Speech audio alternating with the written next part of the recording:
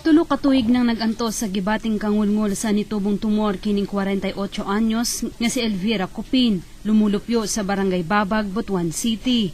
Nidako na ang tumor sa spinal sacrum niini hangtod nga naparalisa na ang pikas nga bahin sa iyang lawas. Nagpasusi na kini sa doktor o gitambagan nga kinahanglan siya maoperahan. Apan tungod kay igo ra sa pagkaon ng kita sa iyang bana, dakong problema alang kanila ang gasto sa operasyon. Spinal niya ang dilipot sa akong kilid sa lubot.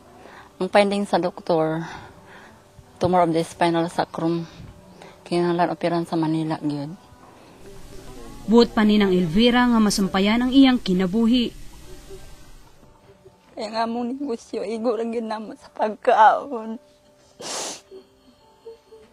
Gusto pa akong magpakabuhi.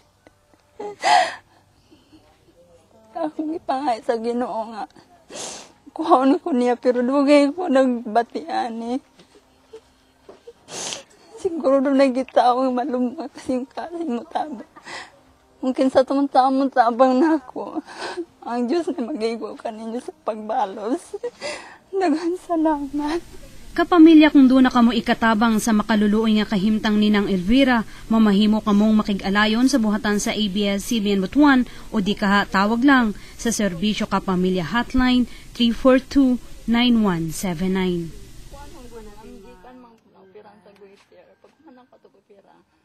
Mga 1 year kapin. Una din akong gibati kay pag uman ako to opera di man ko magpasagad sa